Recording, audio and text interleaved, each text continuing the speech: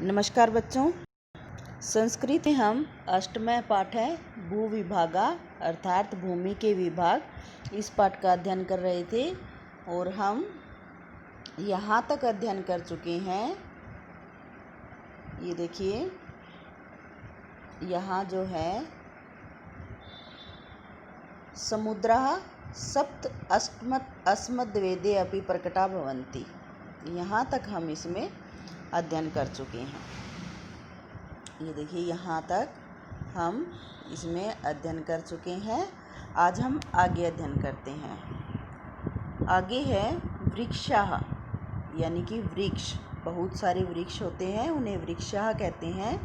लेखनी अर्थात जिससे हम लिखते हैं, कलम, जिसे हम कलम कहते हैं। वृक्षा अर्थात बहुत सारे वृक्ष और लेखनी अर्थात कलम। भवेयु, भवेयु का अर्थ होता है बन जाएं। वृक्षा का अर्थ वृक्ष, लेखने का अर्थ कलम और भवेयु का अर्थ बन जाएं।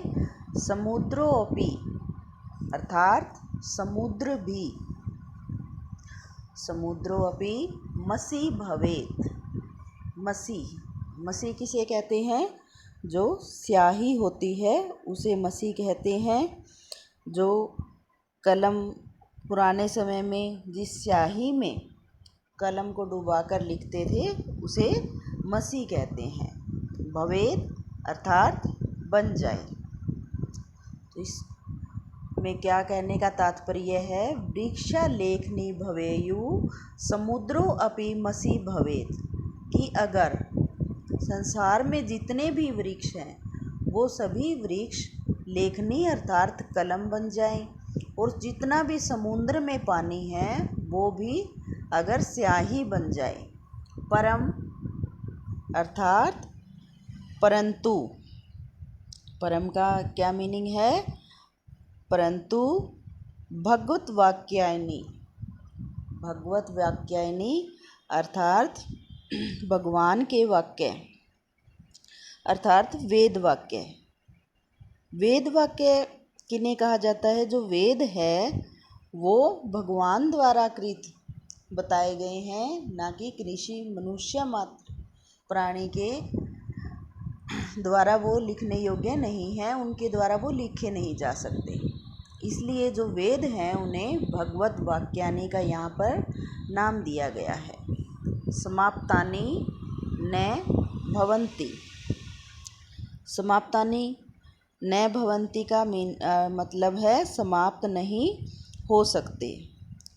तो यहाँ पर कहने का क्या अर्थ है कि संसार में जितने भी वृक्ष हैं उनको अगर हम लेखनी बना दें, और जितना भी संसार यहाँ पर संसार में सागर में पानी है उनको मसी अर्थात स्याही बना लें, तो भी भगवान के वाक्यों का अर्थात वेदों का बखान नहीं कर सकते, क्योंकि वेदों को भगवान की वाणी माना गया है, किसी व्यक्ति की रचना नहीं माना गया है। इसीलिए यहाँ पर कहा गया है कि जो वेद हैं उनका बखान करना असंभव है। आगे है प्रतिद्वीपम। आगे क्या है? प्रतिद्वीपम, यानी कि प्रत्येक जो द्वीप है। प्रतिद्वीपम का क्या मतलब है? प्रत्येक जो द्वीप हैं, प्रति पर्वतम प्रत्येक पर्वत, प्रति समुद्रम प्रत्येक समुद्र, और आगे है नाना जातियों अनंता। इसका संधि विच्छेद हो जाएगा, नाना जाते जमा में अनंता, और नाना का मतलब होता है अनेक, बहुत सारा, जातियों का जाति वाले, और अनंता का अर्थ होता है असंख्य, या जिसका कोई अंत ना हो। जिसका कोई अंत ना हो उसे अनंत कहा जाता है। आगे है जंतवः तिष्ठन्ति। जंतवः तिष्ठन्ति का मतलब होता है, जंतवः का तो अर्थ है जंतु, और तिष्ठन्ति का अर्थ है रहते हैं। अर्थात कहने का क्या तात्पर्य है यहाँ पर कि हर द्वीप पर, हर समुद्र पर नाना जाति के अर्थात अलग अलग जातियों के असंख्य जीव रहते हैं। प्रत्येक द्वीप पर, प्रत्येक पर्वत पर, प्रत्येक समुद्र पर नाना जात्योनंता यानी कि भिन्न भिन्न जातियों के अनेक से जो जंतु हैं वो रहते हैं।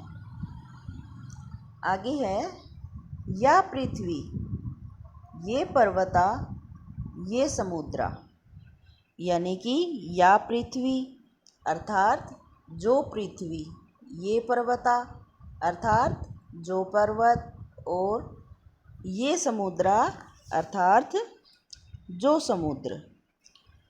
या पृथ्वी, जो पृथ्वी, ये पर्वता, ये पर्वत, और ये समुद्र अर्थात ये समुद्र। आगे है सर्वाभय पृथ्वीभय। आगे सर्वाभय पृथ्वीभय अर्थात सभी पृथ्वी से, और सर्वाभय का अर्थ है सभी, और पृथ्वीभय का अर्थ है सभी पृथ्वी से। सर्वेभ्य पर्वतेभ्य, यहाँ पर इन दोनों को साथ में पढ़ा जाएगा। सर्वेभ्य पर्वतेभ्य यानी कि सभी पर्वतों से। सर्वेभ्य समुद्रेभ्य और सभी समुद्रों से। ऊपरी यानी कि ऊपर, तिष्ठन्ति, ऊपरी तिष्ठन्ति यानी कि ऊपर स्थित हैं, तिष्ठन्ति यानी कि स्थित हैं।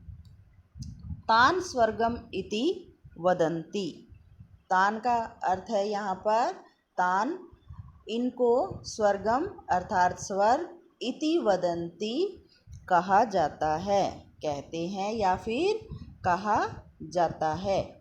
तो कहने का क्या तात्पर्य है यहाँ पर कि जो इस पृथ्वी पर जो अलग अलग जातियों के जंतु रहते हैं, उनमें से जो पृथ्वी, जो पर्वत, जो समुद्र सभी पृथ्वियों से, सभी पर्वतों से और सभी समुद्रों से ऊपर स्थित है, उनको स्वर्ग कहते हैं।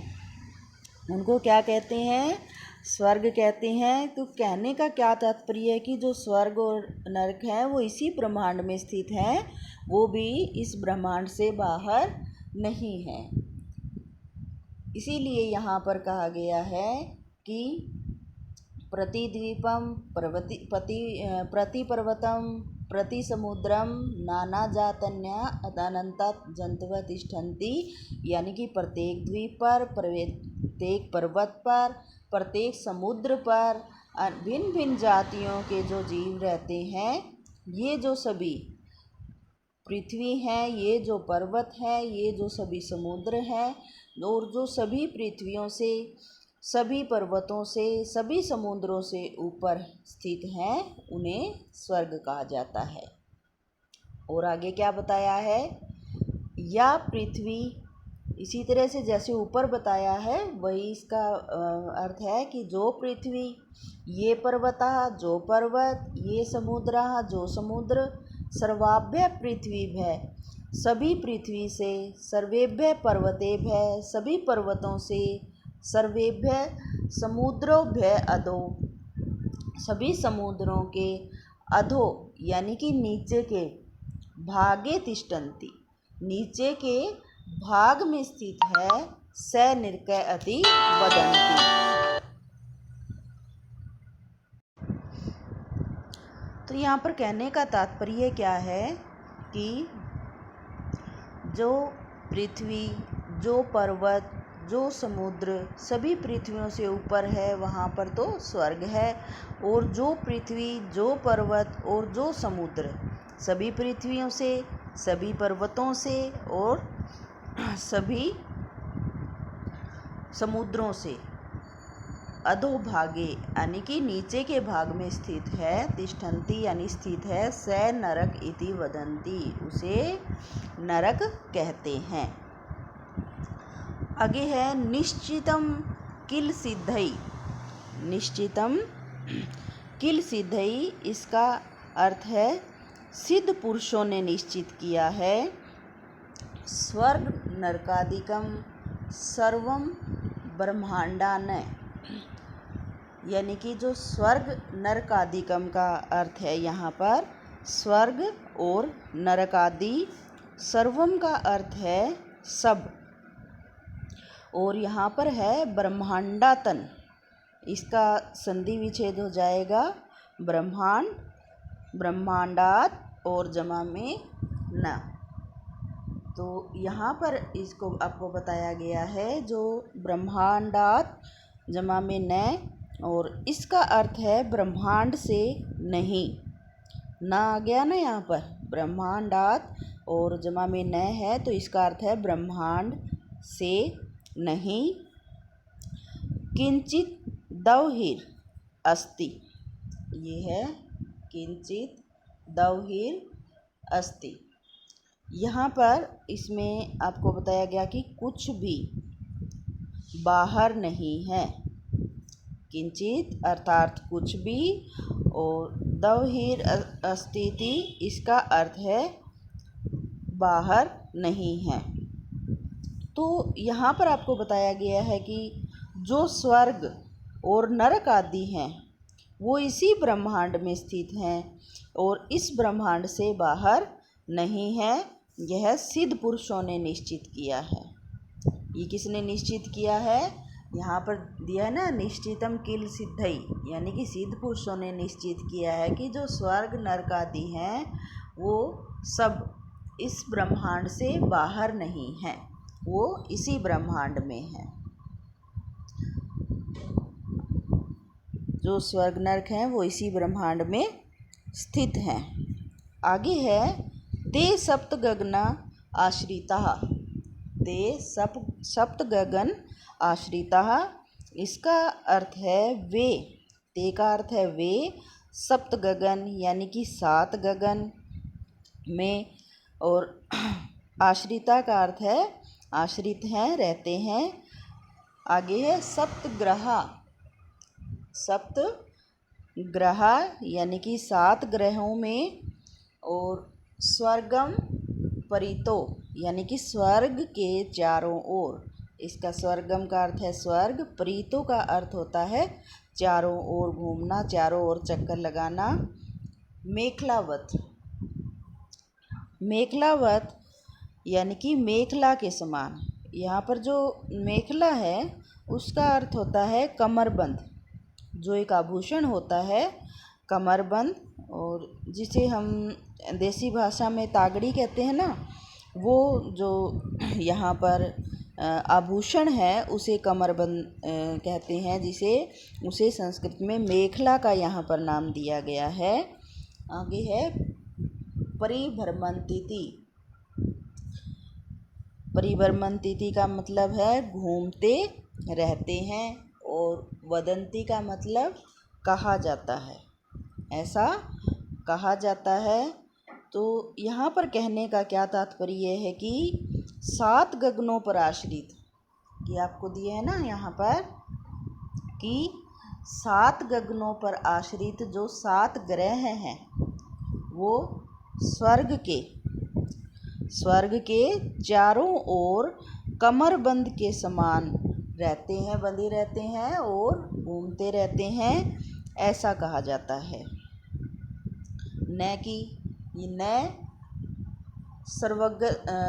स्वर्गस्य ऊपरी, ये स्वर्गस्य ऊपरी का मतलब है न कि स्वर्ग के ऊपर, अर्थात वह भी इसी ब्रह्मांड में ही है, न कि वो स्वर्ग से बाहर है। आगे बताया गया है कि अथ स्वर्गस्य